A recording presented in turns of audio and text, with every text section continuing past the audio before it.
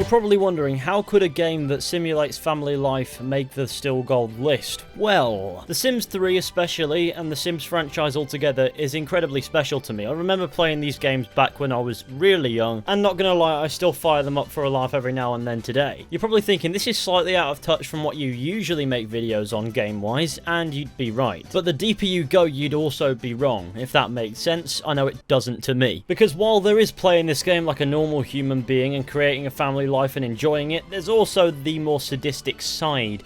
And that is the side that I enjoy the most, obviously. I mean, I could talk about the messed up stuff that you're about to witness, or I could just show you it. So, without further ado, here is The Sims 3 is Still Gold. The first thing you'll notice about this game is that the loading screens seem unnecessarily long. Considering this game is published by EA, I would not be surprised if this was deliberate, just so that they can push whatever the fuck DLC this happens to be. Now, I don't know about you, but it takes more than green windows and architecture from Kevin MacLeod's wet dream to make me want to buy an expansion. I don't give a shit about grand designs, I'm gonna go move into a caravan. Ah yes, this town, my new home. Never before have my eyes been graced with such a shithole.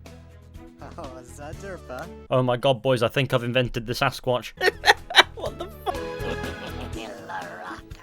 Scratch that, it's not a Sasquatch, it's a demon, and it has a lot of chest hair. Oh god, you thought the man was bad. I've stolen a character from The Simpsons. And these two fine adults have a toddler who has green skin. At least we know they went to the Area 51 raid, though I'm not sure this toddler shares the optimism. Sat there doing absolutely nothing like an evil alien. This is racist towards green people. I complain. Just getting ahead of this one as a joke before somebody actually complains in the comments. Why would you do this to such a green little baby? Who the fuck even is this? No, you misunderstand my point. That's his name. It is truly fascinating the creatures that I invent while playing The Sims. Ah, yes, this lovely family and a random crackhead. It is time to find a house. Obviously, I go for the smallest, most caravan-looking house that I can find. First thing I see when I load in this area is the entire family stood near the pavement, staring out on the road like some strange cult. It becomes very obvious early on that this house is not suitable for 5 people. Or even 1 for that matter, because it doesn't have any beds. I fixed that issue right away, but unfortunately nobody's ever going to be able to sleep in those beds because in order to afford them, I had to sell the door. Maybe the fact that I decided to put a swimming pool there didn't help my financial situation, but I personally see it as a financial solution because if I kill a few of these Sims, the cost of living in this household is going to go down. Would you like me to show you how it works?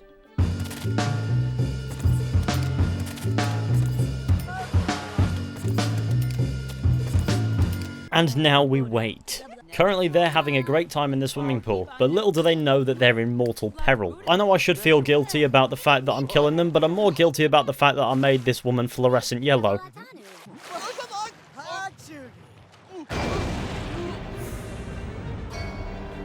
Oh look, it's my best mate, the Grim Reaper. Well, that's one down, just got the rest of the family to go. The next sim to go was who the fuck even is this, who drowned in the swimming pool where we left him. Meanwhile, it looks like these guys are having a killer conversation, and I wish I spoke fluent gibberish just so that I could understand it. Shockingly, these two didn't learn from the deaths of their mates and hopped straight into my death trap swimming pool where I promptly built a wall to keep them in there. As you can imagine, they both drowned, and the Grim Reaper stuck around for a little bit reading a book. Then social services came and picked up this little green piece of shit baby. And that is how the shit-faced household collapsed within 24 hours. So next I set my sights on the richest household in this entire shithole town, who were very appropriately named the Goths, and as soon as I loaded in their house, I could see exactly why. Obviously, my sadistic mind got fixated instantly on their fireplace. Nothing bad will happen, I promise.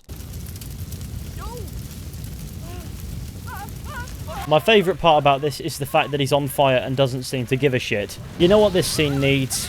Music.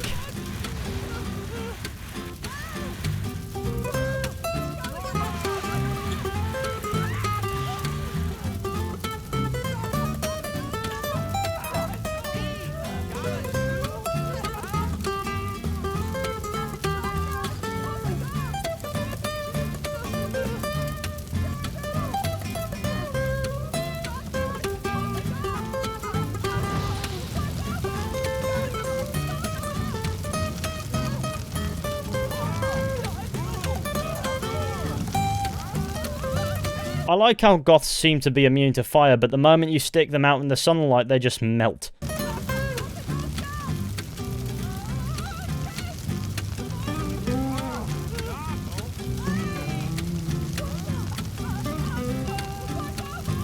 Next thing I know, Gothman here has a psychotic episode and vanishes into thin air.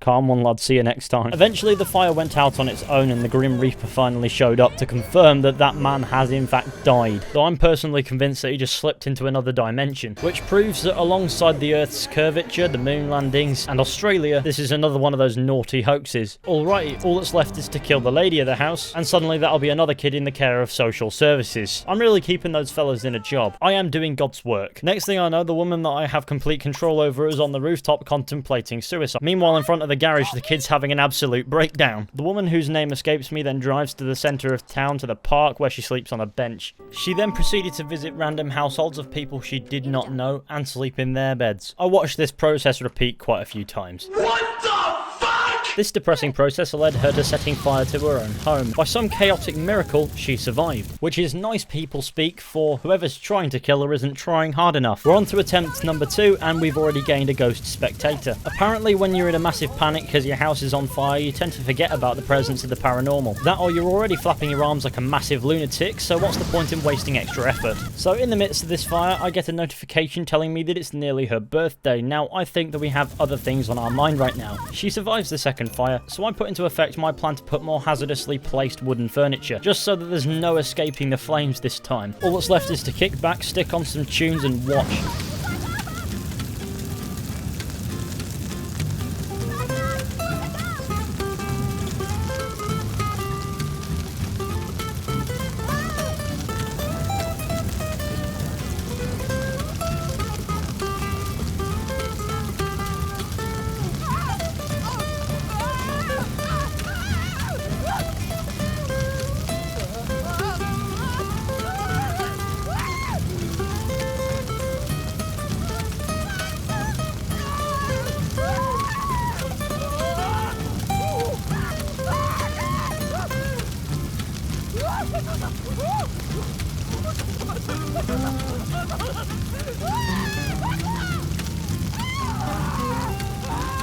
If there are any northerners watching, that is how you burn a witch. Let me know in the comments which colour of crayon you're eating. While I was watching that woman burn, I was completely unaware that the rest of the house was in a mess as well. The place is still on fire, so I'm not quite sure what to prioritise at the moment. But as you can imagine, the second orphan child in this video also got taken away by social services. I am making it my mission to orphan every child in this game. Who needs the zoo when you've got the Sims? I've trapped everyone barring this one man and a baby into this room, with the intent of hopefully they'll all die in a fire. However, there's so many of them that they keep faffing with the fire, therefore it never gets to a point where it can cause a problem. At least there's no way out, so one way or another they'll die, whether it be from starvation or burning. To any passerby, they're probably wondering, why is this infant just sat here on the lawn?